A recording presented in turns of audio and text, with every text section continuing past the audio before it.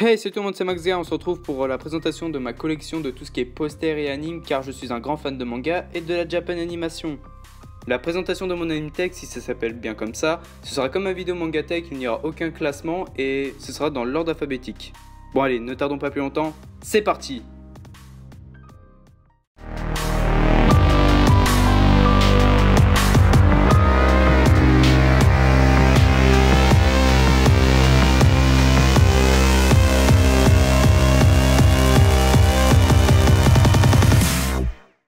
Tout d'abord, commençons avec le coffret de Another que je possède. C'est un anime très sympathique sur un manga d'horreur. Ensuite, nous avons Bitoon qui est un excellent manga survival game, mais il n'y aura jamais de saison 2 pour des raisons commerciales. Et c'est fort dommage. Ensuite, nous avons le coffret de la saison 1 de Danmachi. Alors la saison 2 elle sort en 2019, comme je l'ai dit dans ma précédente vidéo, et c'est un excellent manga sur un monde fantaisiste. Je vous le recommande. Nous retrouvons ensuite la saison 1 de Darker Than Black qui est un manga très bon qu'on ne se le cache pas, et si vous êtes fan d'opening, je vous conseille d'aller écouter celui de la saison 2 que j'adore. Ensuite nous avons le coffret de Elfenlied qui est un manga que j'adore avec un opening en latin, ce qui est très original, et c'est le manga le plus trash que j'ai jamais vu. Ensuite nous allons enchaîner avec un grand classique où nous avons le premier coffret de Fullmetal Alchemist Brotherhood.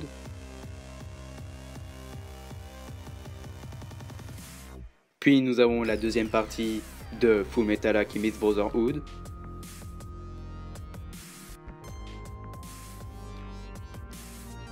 Et nous avons la dernière partie de Fullmetal Alchemist Brotherhood qui est vraiment un manga excellent. Pour l'anecdote, j'ai aussi regardé Fullmetal Alchemist et si vous voulez vraiment savoir, les deux versions ne sont pas comparables. Nous enchaînons avec le coffret de Gantz, je n'ai pas compris la fin mais c'est pas grave, c'est un très bon manga et j'arrive pas à me procurer les tomes, ça me fait rager ça par contre. Ensuite nous avons le coffret de Innocent Venus, moi qui n'aime pas trop les mangas mecha, là j'ai bien aimé, par contre la fin elle part totalement en couille. Après nous avons Le Garçon d'à côté qui est vraiment un shoujo à mourir de rire, je me suis plié de rire en le regardant, c'est incroyablement drôle. Continuons avec la première partie de Mirai Nikki qui est vraiment mon premier survival game. Si vous aimez les yandere, ce manga est fait pour vous. Bon, comme vous l'avez compris, j'ai aussi la deuxième partie de Mirai Nikki, même si la fin part en couille, ça reste quand même très cool. Nous avons ensuite Parasite, qui est vraiment un manga excellent. Si vous aimez Tokyo Ghoul, alors vous allez aimer Parasite. C'est un animé à voir au moins une fois dans sa vie. Ensuite, nous avons l'un des animés les plus cool, nous avons la première partie de Red Ice Sword. Les fans d'Assassin, je vous le recommande. Bon, vous l'avez sûrement compris, j'ai aussi la deuxième partie de Red Ice Sword, c'est vraiment un des mangas les plus cool que j'ai jamais vu.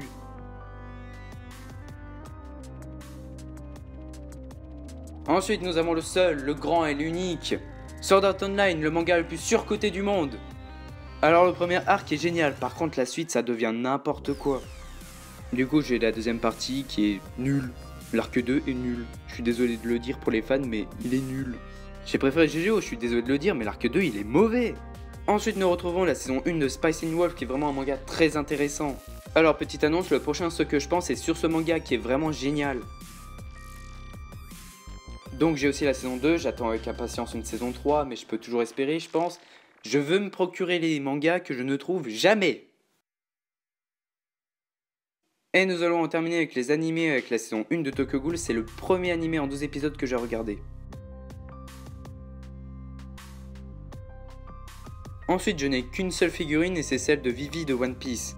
Dites-moi en commentaire si vous aimez bien la figurine.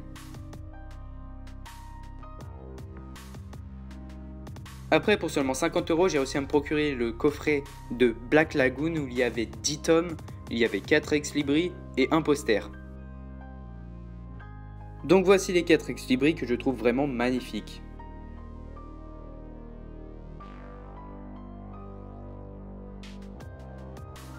Et pour en finir avec ce coffret, voilà le grand poster de Revi de Black Lagoon.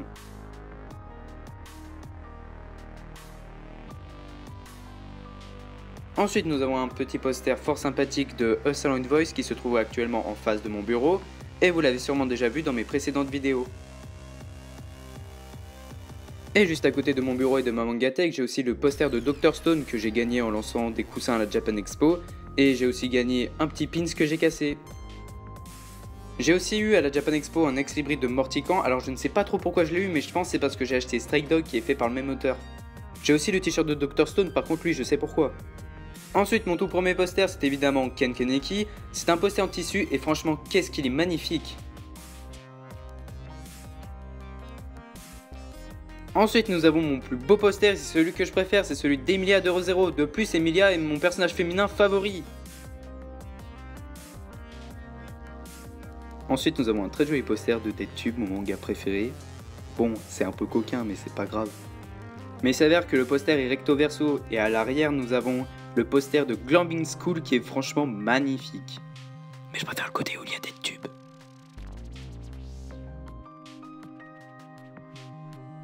Nous arrivons au terme de la vidéo, j'espère qu'elle vous aura plu. Dites-moi en commentaire quel est le poster que vous avez préféré de ma collection.